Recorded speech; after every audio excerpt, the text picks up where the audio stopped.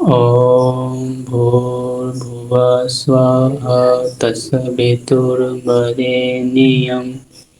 भर्गो देवस्य धीमहि धियो यो नः प्रचोदयात्। ओम शांति शांति शांति। कल हम लोगों ने ग्रीष्म ऋतु के बारे में, गर्मी के मौसम में क्या खान पान होना चाहिए, क्या चीज़ें नहीं करनी है, ये सारी बातें हमने जानी थी। आज हम लोग वर्षा ऋतु के बारे में, वर्षा ऋतु में क्या खान पान होना चाहिए, क्या चीज़ का सेवन नहीं करना है, कैसा विहार होना चाहिए, इन सभी बातों को इसमें हम देखने वाले हैं, समझने वाले हैं। कल में से किन्हीं को कुछ प्रश्न हो तो पूछ सकते हैं। जी। ठीक है, फिर हम आगे बढ़ते हैं। अवनी जी जी। पढ़िए, पृष्ठ संख्या 48। 48 48, श्लोक संख्या 42। 42। जी।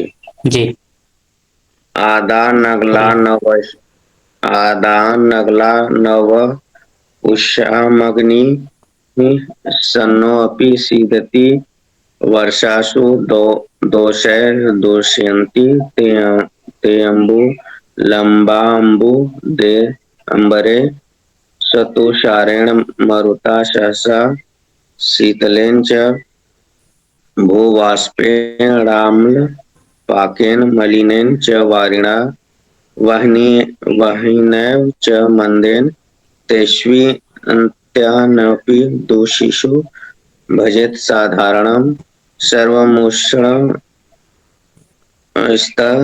स्तेजनं च यत्।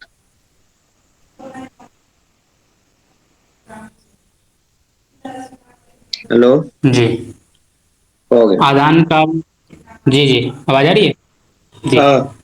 आदान काल में, आदान काल के प्रभाव से शरीर पहले से ही कमजोर रहती है, क्योंकि शिशिर बसंत और ग्रीष्म ग्रीष्म ऋतु में बल बल की न्यूनता चरम सीमा पे रहती है ना। जी जी जी। तो आदान काल के प्रभाव से शरीर पहले से ही कमजोर रहती है, और वो पहले से शरीर दुर्बल शरीर वाले प्राणियों में अग्नि भी दुर्बल होती है। जिसका शरीर दुर्बल है उसकी अग्नि भी दुर्बल होती है। तो शरीर दुर्बल है, ऊपर से अग्नि भी मंद है, और इस दुर्बल शरीर और जठर अग्नि के मंद वाली स्थिति में बारिश भी अब आ गई, तो मतलब जले पे नमक छिड़कने वाला काम हुआ। जी। तो बरसात के आ जाने से वात का प्रकोपित, मतलब जो संचित वात था, वो संचित वात शीतल वायु के स्पर्श में आने से प्रकोपित हो गया, एक एक बैग उभर गया, और उसके कारण जो है इस ऋतु में विशेष रूप से हमें ध्यान देने की जरूरत है। तो वात आदि दोष और बढ़ जाते हैं वायु के स्पर्श से। पृथ्वी से निकलने वाली जो भाप होती है, जैसे जी। पृथ्वी से गैस निकलती है ना, गैस, पृथ्वी जी। से गैस निकलती है, हमारे पेट में भी गैस बनती है। और आहार के अम्ल विपाक होने से, इस समय पे पानी जो है अम्ल विपाक होता है, आहार का विपाक अम्ल होता है। अम्ल होता तो है। यहाँ पर जैसे जल का अम्ल विपाक होता है, तो जल का अम्ल विपाक का मतलब क्या है। जल का अम्ल विपाक का मतलब यहाँ पर आपको जैसे अम्ल विपाक का अर्थ रस की दृष्टि से नहीं है।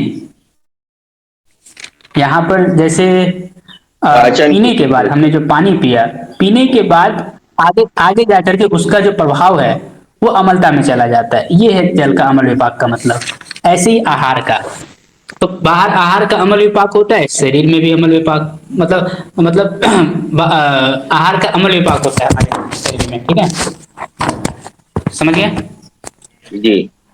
अब इसमें जो है आपका अम्ल विपाक होने से इस काल में जो जल वगैरह है दूषित हो जाती हैं। नदियां, तालाबें, ये सब आप देखेंगे दूषित हो जाती है, क्योंकि पानी बरसात का बहता है, धूल मिट्टी वगैरह सब उसमें घुल जाती हैं, और इस करके अग्नि जो है, जठराग्नि जो है मंद हो जाती है, और जठराग्नि मंद होकर के वात की प्रधानता रहती है। प्राय करके वैसे देखा जाए तो वर्षा ऋतु में त्रिदोष प्रकोप होता है, लेकिन प्रधानता वात की होती है, इस करके हम ये कहते हैं कि वर्षा ऋतु में वात का प्रकोप होता है। और ऐसी स्थिति हो जाने पर हमें आहार विहार ऐसा करना है जो तीनों दोषों को बैलेंस करने वाला हो, विशेष करके वात का शमन करने वाला हो, और साथ में वात का शमन भी हो लेकिन साथ में जठराग्नि वर्धक भी हो। इस बात का हमें ध्यान रखना है। अब इस चीज को और क्लेरिफाई सिंपल तरीके से आपको मैं आपके समक्ष रख देता हूं। जैसे आप लोग अपने आसपास वातावरण में बहुत कुछ देखते ही हैं, है ना। जी इस समय आप लोग अपने आसपास वातावरण में क्या क्या चीजें देखते हैं। इस समय में जो है आपका इस समय में आपका जो है नदियां हैं भर जाती हैं, और नदियां समुद्र की तरह दिखती है ना। हम्म, और केचुआ, मेढक, और कौन कौन से मोर, ये सब चीजें आपको जो है इनकी मधुर आवाज आपको सुनने को मिलती है ना। जी और फसलें, बहुत तरह तरह की फसलें से मतलब उगती हैं, मतलब इसमें बहुत सारे नए नए आपको पत्ते दिखेंगे। कुटज के फूल इस समय पे भरी मात्रा में आपको दिखेंगी, ठीक है। और जी बादल है, आकाश है, सूर्य है, ये सब जो है बादलों से जो है आकाश सूर्य ये सब क्या होते हैं, ढके रहते हैं।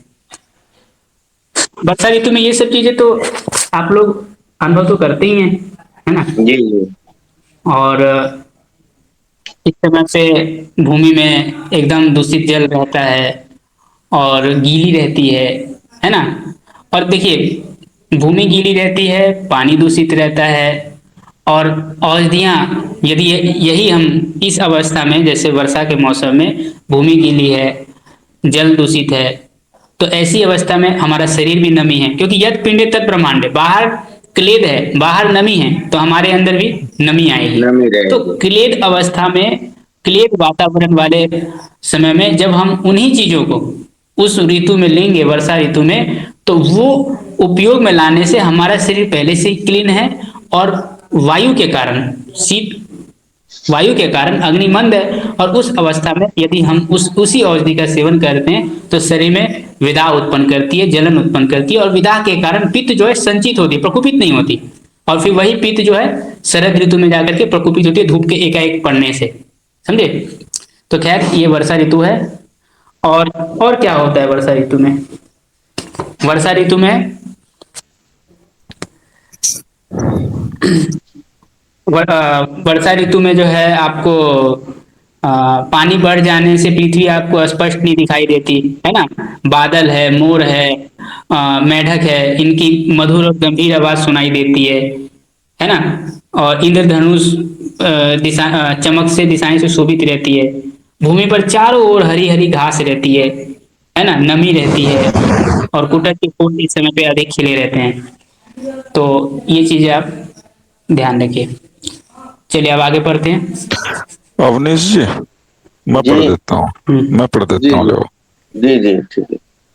जी, कोई- आस्थापनम शुद्ध तनुर्जीर्णम धान्यम रसान कृतान जांगलम पिशितम योषान मद्वरिष्ठम चिरंतनम मस्तु सोवर्चिलाढ्यम व पश्चकोला वचूर्णितम दिव्यम कोपमृतम चांभो भोजनम प्रतुर्दिने व्यक्त अम्ल लवण स्नेहम सशुष्कम शोद्र वल्लघु।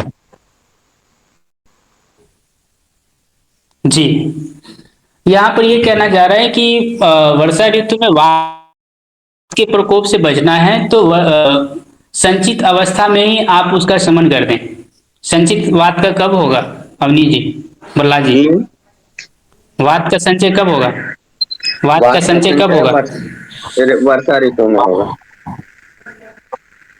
वर्षा ऋतु में, वर्षा ऋतु में होगा वात का संचय। मनोज जी, वात का संचय कब होगा। नहीं नहीं, ग्रीष्म ऋतु में होगा। ग्रीष्म ऋतु में। तो यहाँ पर ये कहना चाह रहे हैं कि वर्षा ऋतु में होने से पहले ही जो संचित वात है उसको शमन कर दिया जाए। तो आप वर्षा ऋतु में जो आगामी वर्षा ऋतु है उसमें जो वात के प्रकोप हैं उनसे आप बच जाएंगे। तो वर्षा ऋतु के शुरू में ही आप जो है बस्ती के द्वारा वात को जो संचय है उसको ठीक कर लें, सम अवस्था में ले आए, कंट्रोल कर लें। और खान पान क्या होना चाहिए? तो वर्षा ऋतु में खान पान यूं तो प्राय सभी अवस्थाओं में आपको भोजन तभी करना चाहिए जब भूख लगे। पहला किया हुआ भोजन जब पच जाए तभी दूसरा भोजन करना चाहिए। लेकिन यहाँ पर फिर अलग से क्या कहने की जो क्यों जरूरत पड़ी? क्योंकि इस मौसम में विशेष करके इस बात का हमें ध्यान रखना है, क्योंकि इस समय अग्नि बहुत दुर्बल रहती है। तो पहले खाए हुए भोजन के भली भांति पच जाने पर फिर अगला भोजन करना है। पहले किया हुआ भोजन पच जाए तभी दूसरा भोजन करना है हमें। उसके अलावा क्या यूज करें इन दिनों में? पुराना जौ है, गेहूं है ना? और मांसाहारियों के लिए मांस हरीन आदि है, शाकाहारियों के लिए मूंग है, मूंग की दाल है, उसके बाद अरहर की दाल है, पुराना मधु। शहद जो है 1 साल पुराना लेना ज्यादा हितकारी है। अगर 1 साल पुराना ना भी हो तो भी नया मधु भी ले सकते हैं, लेकिन नया मधु विशेष करके क्लीन को नष्ट नहीं करेगा, जो नमी है ना उसको उतना कम नहीं करेगा। तो पुराना मधु 1 साल पुराना मधु ज्यादा अच्छा है। इसके अलावा सौंठ से सिद्ध किया हुआ जल हो, है ना, सौंठ। और इस समय पे दालों में, सब्जियों में विशेष करके तड़का लगा करके यूज करना है। जैसे सब्जियों में सौंठ वगैरह डालिए, काली मिर्च वगैरह डालिए, हल्दी डालिए, पंचकोल डालिए, ठीक है। दाल में जीरा धनिया हींग वगैरह से छौंक मारिए। तो इस समय बहुत जरूरी है ये चीज। और पानी कौन सा पिए? पानी इस मौसम में आपको उबाला हुआ पानी पीना है, वर्षा का जल पीना है। पका कर शीतल किया हुआ जल इसमें काफी अच्छा रहता है। और जिस दिन बादल हो, अत्यंत बादल छाया हो, उस दिन जो है आप पकौड़ी वगैरह खाया करिए। जिस दिन बादल छाया हो, बारिश आ रही हो, आप लोग देखते होंगे ना कि अ, जब बरसात वगैरह होती है तो मन करता है कुछ चटपटा खाया जाए, रहता है कि जी नहीं रहता है? जी जी। बरसात में किनका किनका मन करता है कुछ चटपटा खाने का? मेरा ये करता करता है तो जी। है।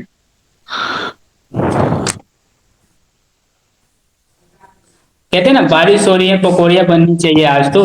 जी। जी पकौड़ी वाले, समोसे वाले, मिर्ची बड़े वाले, कचौरी वाले, मूंग की दाल की बड़े वाले, इन दोनों दुकान इनकी खूब चलती है। इस समय किसका सीजन होता है बारिश के समय में? जिस दिन बारिश होती है उस दिन किनका सीजन चलता है ज्यादा? इन दुकान वालों का सीजन रहता है कि नहीं? दुकान वाला था। जी जी जी। इस समय विशेष तौर पे अधिक चलता है देखा जाए तो। और जी डिमांड भी होती है बॉडी की, आयुर्वेद भी कहता है कि इस जब बारिश हो रही हो, इस तरीके की चीजें हो तो नमकीन, स्निग्ध, है ना, स्निग्ध में क्या है, तेल क्या है, पकौड़ी वगैरह किस में बनती है? तेल तेल की में। चीजों में ही बनती है ना, तेल में। जी वैसे घी में भी ले सकते हैं या तेल में भी खा सकते हैं। तो यहाँ पर ये चीजें हैं।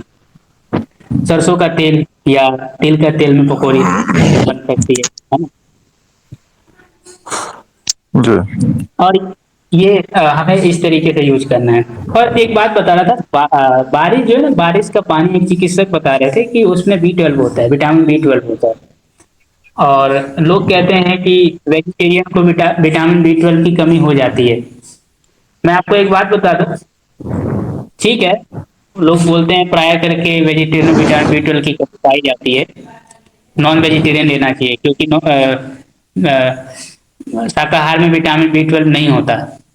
फिर परमात्मा ने हमको शाकाहारी बनाया, फिर तो ये तो दोष युक्त हो जाएगा ना।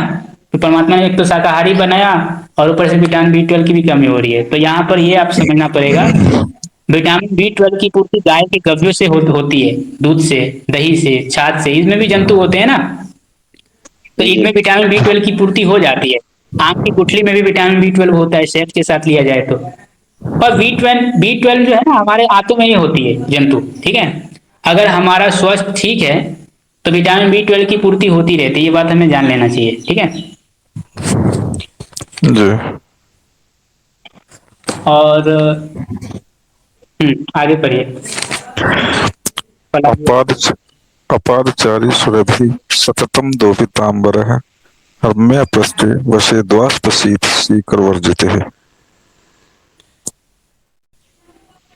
इन दिनों क्या नहीं करना, इन दिनों क्या चीज हमें ध्यान रखना है। इन दिनों में नंगे पांव गीली भूमि में कीचड़ में नहीं चलना होता है, और सुगंधित पदार्थों का प्रयोग करते रहना, चंपा, चंदन, इन सब का लेप लगाना है। अब वस्त्रों को धूप दीजिए, नीम के पत्तों, गाय के गोबर के कंडों का धूप, या फिर निर्गुंडी के पत्तों का धूप, है ना, गुगुल का धूप, अगरू का धूप, ये सब देते रहना चाहिए छत के। और इस समय पे जमीन के नीचे ना सोएं, चौकी पे सोएं, जो मतलब छत के ऊपर सोएं, ताकि जो पृथ्वी से निकलने वाली भाप है हमें डायरेक्ट न लगे। इस दौरान क्या होता है, जब गर्मी के मौसम में सूर्य की ताप से धरती एकदम जर्जर हो जाती है, और उस समय पे यदि हम पानी डालें तो पानी का भाप वो धरती से भाप निकलती है कि नहीं निकलती है प्रहलाद जी, जी जी जी बिल्कुल। मनोज जी? निकलते हैं। जब आप तवे को गर्म करो, और तवे को गर्म करने के बाद उस पर पानी डालो, तो पानी क्या होता है, नीचे भाप के रूप में निकलते हैं। भाप के माध्यम से ऊपर आता है ना। ऐसे ही धरती धरती तप रही है सूर्य से, और तपने के बाद पानी पड़ेगी तो भाप उठेगी, और वो भाप हमारे लिए हानिकारक है, इसलिए वो भाप हमारे लिए हानिकारक है। इसलिए महर्षि भागवत जी बोलते हैं कि ऐसे कमरों में रहो जो छत के ऊपर वाले कमरों में रहो, नीचे कांटेक्ट में मत सो इस समय पे, समझे।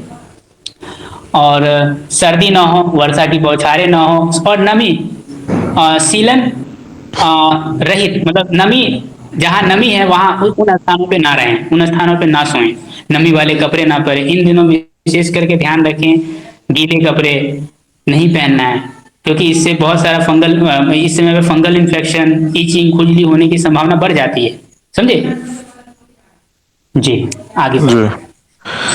नदी जलोदमन नदी जलोदमंथः स्वप्नया सात तपांस जेथ। इन दिनों में बताया गया है कि इन दिनों में नदी का जल अपत्य है, इन दिनों में नदी का जल नहीं पीना है। यूं तो देखा जाए तो आजकल आजकल तो सभी नदियां दूषित हो गई है, तो सभी नदियां दूषित हो गई है, तो सभी ऋतुओं में नदी का जल क्या होगा प्रहलाद जी? त्याज्य त्याज्य है। त्याज्य है। तो आजकल जो है सभी आजकल जो है जो नदियों का जल है वो प्राय सभी ऋतुओं में निषेध है, ठीक है, विशेष करके वर्षा ऋतु में तो खास करके। और उस समय पे शुद्ध पानी होता था, शुद्ध जल होता था, तो शुद्ध जल होने के बावजूद भी नदी का जल वर्षा ऋतु में निषेध रखा गया था, ठीक है। और सत्तू का सेवन इसमें नहीं करना है। सत्तू हमारे शरीर के लिए बहुत फायदेमंद है, लेकिन वर्षा ऋतु में सत्तू का निषेध बोला गया है। और इन दिनों में दिन में नहीं सोना है, मेहनत नहीं करना, अधिक फिजिकल एक्टिविटी अधिक नहीं करनी, धूप से बचना है। धूप वर्षा का धूप जो है हानिकारक होता है, और वर्षा ऋतु जो है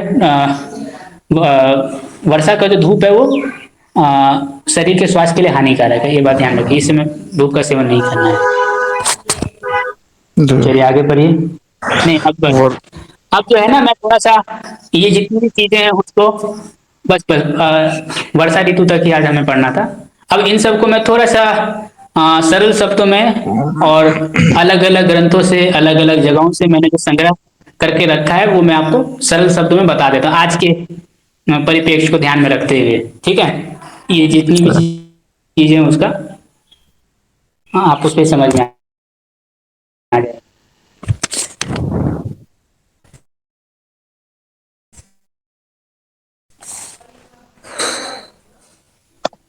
तो पृथ्वी से गैस निकलती है तो पेट में भी गैस निकलती है वर्षा ऋतु में, और पृथ्वी में पृथ्वी मतलब अम्लता बढ़ती है, बाहर शरीर में भी अम्लता होती है। अगर हम जरा सा भी कुछ गड़बड़ खा लेते हैं तो इस समय गैस बन जाती है, थोड़ा सा भी अनसन खा लिया एसिडिटी हो गई। तो इस समय क्या होता है, हमारी जो अग्नि होती है विषम हो जाती है। विषम होने का मतलब कभी भूख तेज लग गई, कभी बिल्कुल नहीं लगी। तो इसलिए हमें समय पर खाना और हितकर खाना, सुपाच्य खाना बहुत जरूरी होता है। और इस समय पे नमी वाली जगह जैसे बिहार है, बंगाल है आपका, जहाँ बारिश अधिक होती है, तो वहाँ पर मलेरिया है, वायरल प्रॉब्लम है, फाइलेरिया है, और बुखार है, इस इन दिनों में गठिया के रोगी बढ़ जाते हैं और बीपी की प्रॉब्लम बढ़ जाती है। दांत खाज खुजली इन दिनों में काफी होती है अगर साफ सफाई का ध्यान न रखें तो। इस समय पे बिस्तर वगैरह एकदम हल्के वस्त्र होना चाहिए, नमी रहित वस्त्र होना चाहिए, मतलब गीले गीले कपड़े इस समय नहीं पहनने हैं, इस बात का पूरा ध्यान रखिए। और वर्षा ऋतु में वर्षा में बच कर रहना होता है, बहुत जरूरी है। और इस इन दिनों में सेफ्टी के लिए क्या करें, दांत खाज खुजली होती है तो आप जो है सरसों के तेल में जो है सरसों का तेल में बकरी का लेंडी, बकरी का मेंगनी पका के और थोड़ा सा नहाने के बाद थोड़ा लगा लेंगे तो उससे जो है दांत का खुजली से बच जाएंगे। या नहीं तो कुछ नहीं है तो नारियल तेल में 5 ग्राम कपूर मिक्स करके और हल्का सा 100 ग्राम नारियल के तेल में 5 ग्राम कपूर मिक्स करके और दांत खाज खुजली से बच जाएंगे। मच्छर के काटने, मच्छर के मक्खी मच्छर के डंक से भी बच जाएंगे आप। ठीक है, तो बरसात के बाद ये नहाने के बाद ये आपको करना होता है। भोजन कैसा होना चाहिए, भोजन हमारा सुपाच्य होना चाहिए, गर्मा गर्म होना चाहिए। भोजन के 1 घंटे बाद, 1 घंटे के अंदर खाना खा लीजिए। और बेटाइम भोजन मत करिए। सब्जियों में लौकी है, परवल है, तुरई है, टिंडा है, पुदीना की चटनी है, धनिया है, ये सब सेवन कर सकते हैं। और इन दिनों ध्यान रखिए, जो कीड़े युक्त जो सड़े गले फल है उनका सेवन नहीं करना है, कटे कटे हुए फलों का सेवन नहीं करना है। फलों में इन दिनों जामुन खूब आती है, जो डायबिटीज के रोगी हैं वो जामुन का भरपूर सेवन करें। जामुन जो है लीवर के लिए भी बहुत अच्छी चीज होती है। प्रकृति ने हमें जामुन इस मौसम में दिया है, वो इस ऋतु का फल है। जो जिन ऋतु में जो जो फल होता है उन ऋतु में वो फल सेवनीय योग्य है, मतलब सेवन कर सकते हैं। इन दिनों लीची भी खूब होती है, क्यों अमरीश जी, लीची आती है कि जी नहीं इन दिनों में? जी जी बिल्कुल। हाँ, तो जामुन है, लीची है, आम है, अनार है, नाशपाती, इसका सेवन आप कर सकते हैं। और जामुन खा करके जामुन की गुठली को मत फेंकिए, जामुन की गुठली को इकट्ठा करके रख लीजिए, उसका पाउडर बना करके मधुमेह के रोगी, डायबिटीज के रोगी में अत्यंत लाभकारी चीज है ये। डिटॉक्स करती है बॉडी को, शुद्ध करती है, बहुत शुगर वाले रोगों के लिए वरदान स्वरूप है जामुन की गुठली का चूर्ण। इसके अलावा और इन दिनों में हरड़, बड़ी हरड़ का सेवन आप सेंधा नमक के साथ करिए। 1 चम्मच बड़ी हरड़ का चूर्ण, चौथाई सेंधा नमक उसमें मिक्स करके 100 ग्राम, अगर बड़ी हरड़ का चूर्ण है तो 25 ग्राम सेंधा नमक मिक्स करके रख लीजिए और फिर 1-1 चम्मच की मात्रा में सुबह शाम आपको यूज करना है। ये रसायन का काम करता है, रसायन का लाभ लेना है हरड़ का वर्षा ऋतु में तो नमक के साथ प्रयोग करिए। और हरड़ के बारे में बताया गया कि हरड़ को माता के समान, माता तो गुस्सा हो सकती है लेकिन पेट में गया गया हुआ हरड़ कभी भी आपको निराश नहीं कर सकती है। हरड़ को माँ का दर्जा दिया गया है, माँ से भी ऊपर उसको किया गया, प्रशंसा वाक्य के तौर पर ये चीजें बताई गई है। तो हरड़ बहुत अच्छी चीज है। और इन दिनों में क्योंकि जल दूषित रहता है तो जल को शुद्ध करने के लिए आप पानी को उबाल करके लीजिए। इसके अलावा तो कुछ तुलसी के पत्ते को डाल दीजिए, उबाल करके उसका यूज करिए। या कुछ नहीं है तो बहुत सिंपल तरीका है, जो फिटकरी होती है, चावल के दाने जितना जो फिटकरी है वो आप घड़े में डाल करके और कुछ देर रख करके और उसके बाद ऊपर का स्वच्छ जल ले करके छान लीजिए, आप कपड़े से छान करके आप उस पानी को पीजिए। तो वर्षा ऋतु में आप शहद वाला जल भी अल्प मात्रा में शहद मिक्स करके आप पी सकते हैं, ये बहुत अच्छी चीज है। और बरसात में मच्छर, मक्खी, कीट पतंग ये सब का बहुत भय रहता है, मच्छर काटने का डर रहता है, तो इसीलिए इस अवस्था में मच्छरदानी का प्रयोग अवश्य करें। जिन स्थानों पे मच्छर वगैरह अधिक आते हैं या आपको पता है कि रात में शाम में मच्छर आते हैं तो आप मच्छरदानी का प्रयोग जरूर करें। मच्छरदानी का प्रयोग करने से मच्छर के काटने से होने वाले जो भी रोग हैं उन रोगों से, उन समस्याओं से आप बच जाएंगे, ये बहुत जरूरी चीज है। और इन बातों में आपको ये ध्यान रखना है कि अग्नि का ध्यान आपको इस मौसम में अवश्य रखना है, क्योंकि इस समय में अग्नि बहुत दुर्बल रहती है, बहुत कमजोर रहती है।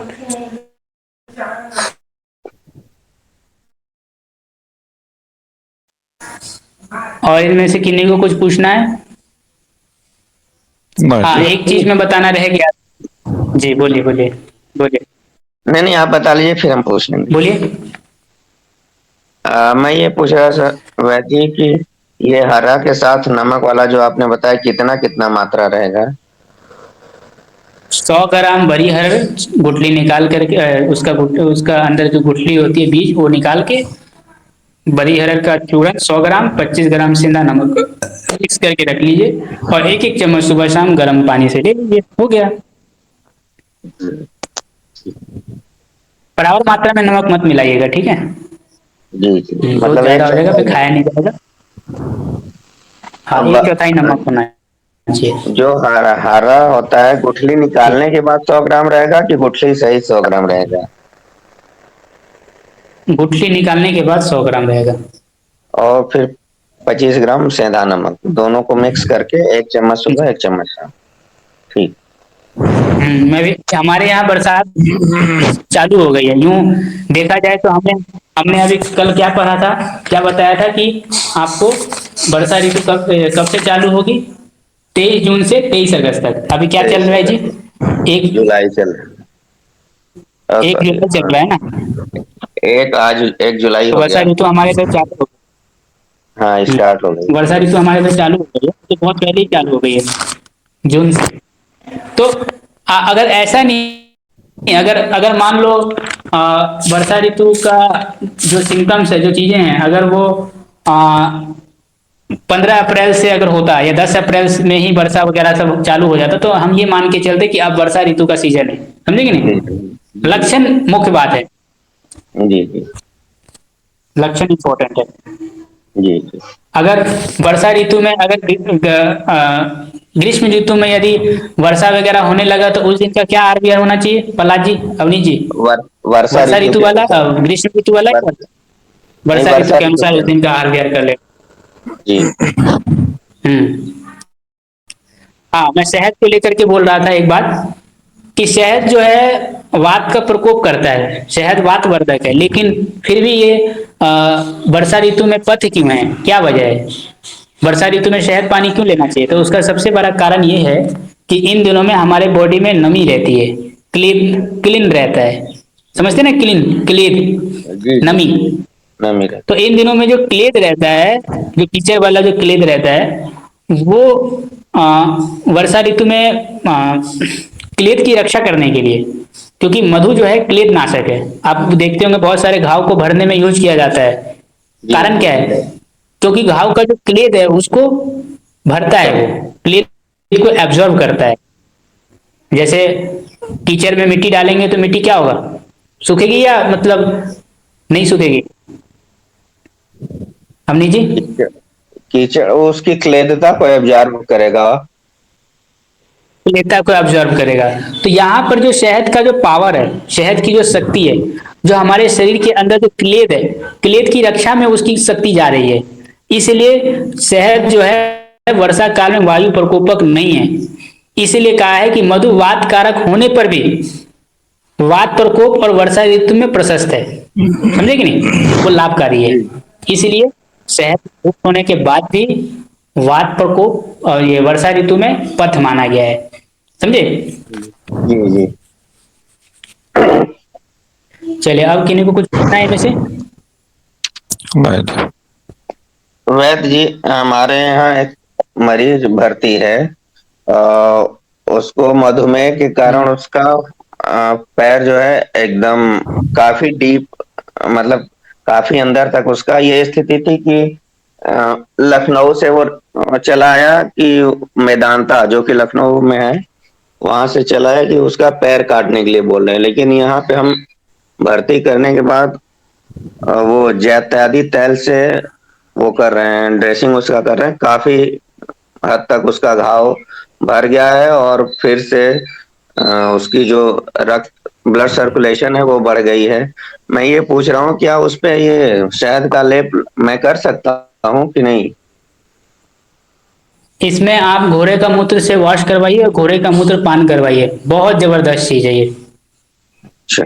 व्यवस्था करवा के कहीं से भी। ठीक है, जात्यादि तेल आप अच्छा कर रहे हैं, बहुत अच्छा है।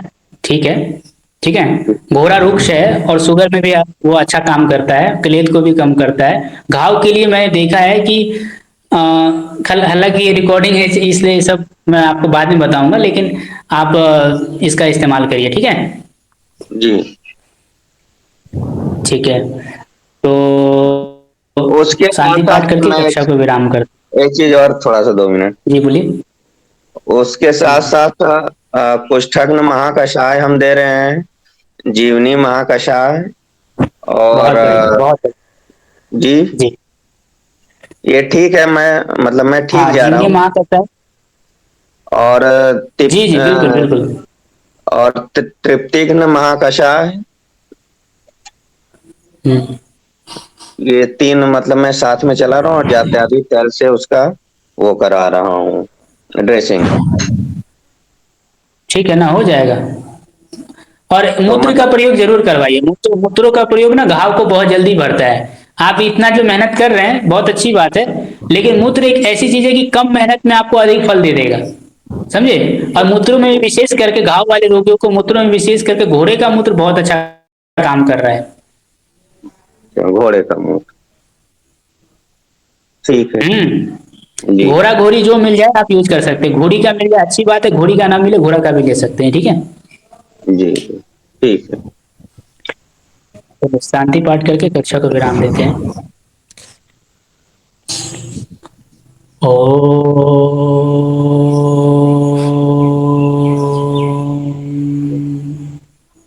शांति शांति शांति।